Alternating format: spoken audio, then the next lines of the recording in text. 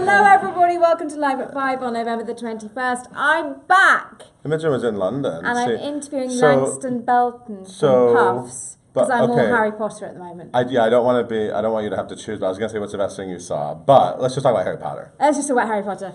Which, obviously no spoilers, hashtag keep the secrets. You have to. The end of part 1, because it's in 2 parts as we all know, is one Dazzling. of the finest theatrical moments I have ever seen. And I've seen quite a few. I know. It was a privilege to go. I cannot wait for this show to come to Broadway. I cannot wait for you all to see it. It's worth every cast. second. I hope they bring that cast. I think they will, but so they're good. amazing. I've got chills actually. They are so good, and the special effects, because I guess if you read it, I think Caitlin read the play. Mm-hmm. You might think the special effects, how do they do that? Might look a bit rubbish. Right. But right. I mean, the magic is amazing. The magic, it is magical. Yeah. Blew me away. And you also saw a new show called School of Rock. I saw School of Rock. That got 5-star reviews and stuff. That was all good. It got great reviews. Great reviews, everybody. I'll say it. Some of the best reviews of a certain Lloyd Webber's career. So yeah, I mean, that's they pretty did good. give 5 stars to Cats. 5-star reviews. 5-star reviews. We love that. So that's incredible. I'm sure you all heard that something happened at Hamilton. Hamilton. We don't need to get into that. I think we all know read more than enough happened. about that. But you know, Hamilton. what came out of it now is that Mike Pence is a theater critic. Now we know what Mike Pence thought of Hamilton. So he liked it. He liked it. Everybody likes Hamilton. He liked it. He didn't mind that that our friend Brandon Victor Dixon spoke to him. And anyway, so enough. Okay. Enough. Let's move on. Let's get on to really important news. Yeah, stuff that we need to know about. That Shirley Ralph is doing a vlog for us. Now this is important news. Call Me Madam, backstage at Wicked with Shirley Ralph, starts on Thursday. I can't wait. This is slightly inspired by how amazing she was on Show People, because it was like, you know, that episode ran longer than most Show People episodes because we just didn't want to cut anything, because everything she does is golden. So anyway, she's doing a vlog for us, and we're super excited. That starts Thursday on Thanksgiving, something to give thanks for. Absolutely. A great vlogger. Yeah. Dear Evan Hansen started, right? The Grosses came out. Grosses came out, 7 shows, so obviously we don't have the full picture yet, but 98% capacity is in the top 5 of the most packed houses on Broadway. This really does look like a hit. A certain person, Dad went in last week. And really I saw that photo. Yeah. Really enjoyed himself. Your dad likes going to see new shows, doesn't he? He does. He loves new shows. Okay, so we asked you all who's sexy on Broadway, because The Rock is apparently sexy in the world. So we wanted to know, well, who's sexy in our world? Yeah. And everybody voted, and I'm going to give you the top 5. You can see the top 10 on the site. Number 5 is Andrew Rannells. Number 4, Christian Boyle. So, Marvin beat Whizzer slightly. Number 3, Josh Groban. He's in the fat suit. I'm amazed he's not number 1. Where are all you Josh Groban fans? Where are the fans? Number 2, Michael Campano. Am I saying it right? Why am I not saying it right, Michael? With the great hair. Yeah, hair's very important. Maybe inspired slightly by Caitlin McNaney's amazing photos of him. Maybe. Which are great. Number 2. Maybe. Not that he's not sexy without the photos. And number 1 is a really sexy character and a sexy guy, the Rum-Tum Tugger, Tyler Haynes. I mean... Don't Don't put that away, Brian. It's not going to go around. Oh, the Tugger. Wait, who's our guest today? We have a great guest. Yes, I said Langston Belton from PUFFS. And then you started talking about Harry Potter. So let's talk about the stuff that you can see on the site after you watch this. So we have a great thing with Deborah Cox, who's starting in The Bodyguard at the paper mill, and then going on the road. You guys really like that. We've been looking at the traffic. Yeah, people love Deborah Cox. Well, because she's an amazing singer. Yeah. She's on Broadway Balances America. That's on the site. This Day Forward, Nikki Silver's new play opened. There's photos from that at the Vineyard. Sutton Foster opened in Sweet Charity. I was loving that B-roll. Oh, were you? Yeah. Have you seen it yet? No, because I've been in London doing things like Harry Potter. Yeah. We've got a Harry Potter theme going on. This is also today. a hot ticket. Yeah. Sutton Foster, another hot ticket. So those photos are up. John Leguizamo went to see Othello the remix. We have an exclusive photo of him with the cast.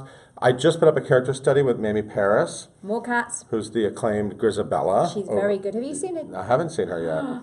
No. Oh, that she doesn't draw breath. Caitlin Gallup liked it too. No breath. No, I know, it's all about the breath. It was just like, she doesn't breathe. She just sings doesn't breathe. It's amazing. It is. And Beth did a one-on-one with Alton Brown, right? Yeah. Alton Brown, Eat Your Science, which starts tomorrow at the Barrymore. Very unusual Broadway show. Very unusual. Odds and ends today. Freaky Friday is going to have an album. I'm excited about that. We are excited about that. I think it ended in DC this weekend. It did. That's going to the old Globe or La Jolla? La Well, Jolla. it's going around. But Disney have said to me this is all about licensing. It's not about coming to Broadway. So it's not necessarily a Broadway. But you know what else they said that about? Yeah. Newsies. Yeah. So we'll see. That ended up on Broadway, didn't it? Temptations said trying to make it into a musical. Yeah, Temptations musical. Did they used to do that with Motown? Well, that was part of Motown. Now we could do break-off musicals about every one of them. Okay. Or not. Anyway. Or not. All right, I'm going to get out of here. Bye, and we're going to welcome Langston Belton from PUFFS. Hello, Langston. How are you? I'm good. Hello. PUFFS. We have the program now. So there's a Harry Potter theme going on. Yes, I saw. In case, yeah. So I obviously saw Harry Potter last week. So PUFFS. Yes. It's a parody, which is very important in terms of the lawyers out there. Yes. Of Harry Potter, right? Yes. So talk to me a bit about the premise of the show. Well, as much as it is a parody, it's a concurrent story that shows the exploits and adventures of the the lesser appreciated house of the Puffs. The Puffs get a bad rap usually in pop culture, but this show shows that they are just as amazing and brave and wonderful and sweet and brilliant as any other house, maybe even more so. Okay. So is Harry in it as a minor character, obviously, because he's not important. Old news. All about Harry. Old news. Ball of the Thunderbolt. So he's yeah. So he's in it. Yes, and it's really fun because and you're all in Hogwarts, are you? Yes. Okay. And Matt Cox, who wrote the show, did a brilliant job of showing just all these brilliant moments that everyone has become so familiar with, and just showing what happens right off to the side that you didn't realize gives you such a great, awesome context for these moments that you've loved. It's like, oh, I wonder where so-and-so got this book from. So Harry Potter fans must go and just go nuts when they go and see this show. They really love it, and they are amazing. They are the sweetest people in the universe. They love the show, and they've come so many times, and they have all these moments that they are talking about their favorite moments and their favorite lines, and that's so sweet because it's like, as an improviser, that's like, who's now doing this amazing show. It's like, oh, you like what I do? Thank you so much. And are they dressed in cloaks and stuff? Absolutely. Because it is all about cloaks. Having seen Harry Potter last week in London, I now slightly want a cloak. It's a thing. You can absolutely get. Do you have a cloak? We have capes. You have capes. It's very. I have very flattering shorts during the show. Oh, do you? We put you in shorts. Yes. And you are all in Hogwarts, so it's set in Hogwarts.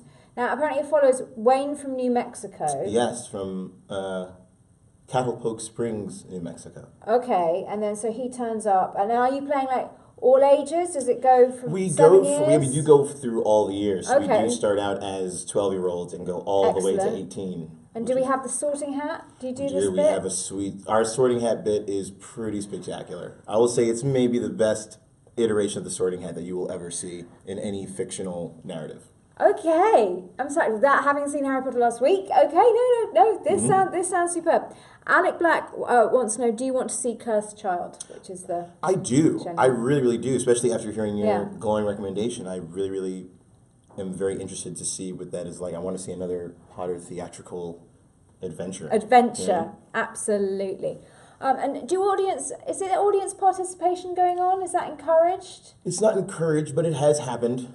People have answered back. People have answered. Really? There's a monologue that Andy Miller, who plays numerous roles. Everyone plays numerous roles, except for the main trio of the show. She has a speech at the end in which, through the dialogue, she almost asks this question, and people have responded.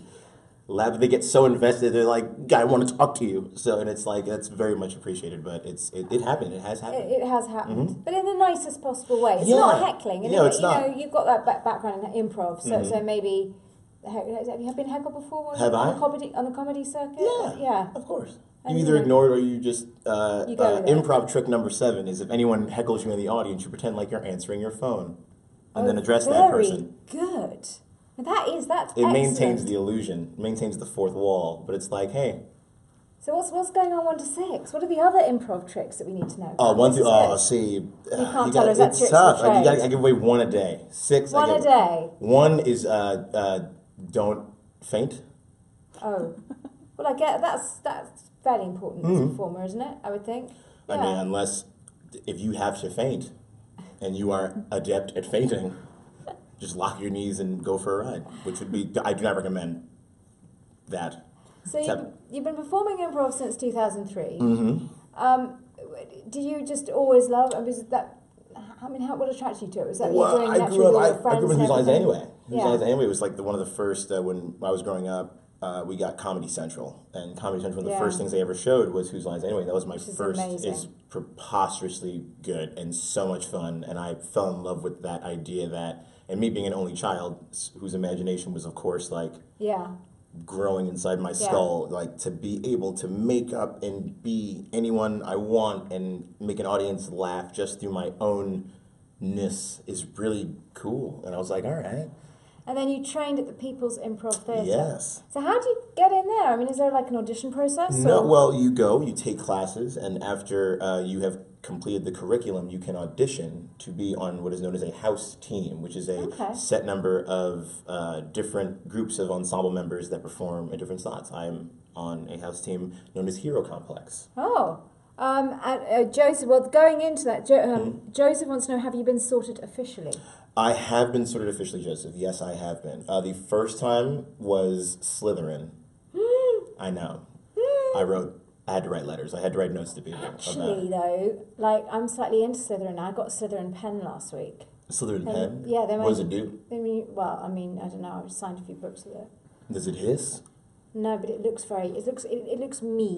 It looks like a mean pen. It's has a substance. Do you only write mean things with this pen? No, I've been signing my name so far. Oh, well, it might have some bad... Might have bad connotations. Yeah, right. So initially you were Slytherin. Mm-hmm. And then I got sorted into Gryffindor. Oh, so you're a bit heroic. Mm-hmm. Okay. But apparently, I'll throw someone under the bus if necessary. Billy wants to know, how did you get involved with PUFFS? Well, this is a incredibly wild story. So I was performing at the People's Improv Theater with a group known as Gus, which is an indie team, with also featuring Nick Correa, who was also now in PUFFS. Okay. And the artistic director of the People's Improv Theater at the time, Kevin Lapson, was bringing in Kapowie Go-Go, which was also written by Matt Cox. Right. And it was this amazing episodic anime video game-based show. And each hour that was broken up had an improv group accompanying them. Okay. And our group accompanied Kapowie Go-Go. We met, and then I ended up being asked by Matt Cox to do the reading of PUFFS, and it went over very, very well. And he was like, hey, if you want the role of Oliver, it is yours. And the rest is history. Yes. And it has been a big hit off Broadway, isn't it? It's just extended through I would to March. Yes, I would like to say it is a big hit. It's weird. I don't want to be like, it's a big hit, guys, go see it. But it's like, I don't, it's not for me to say, you know? Okay. I would like to think that it is doing very well. All right, so to wrap things up, why do you think audiences have as much fun with PUFFS as you do? Because the story of the PUFFS is so relatable to anyone who has ever been bullied or made to feel less than or made to feel like they were marginalized or not celebrated. This is a show for those people. It's a show to show people that have been celebrated that, yeah, you know, the people around you are also having adventures of their own. One of the big themes in our show is that you may not be the main character of a particular story, but that does not mean that there is another magnificent story that is all your own. So this show kind of gives the audience the ability to be like, you know what? Maybe even if I'm not the main character of this particular story, maybe I'm in the middle of my own adventure. I love that. Judy says, Oliver, I love you. Oh, I love Megan you too. Jones. I love you. And on that note, Langston Belton from PUFFS, thank you very much for coming. It's playing at the Electra Theatre. Have a good evening live at 5, so we will see you tomorrow.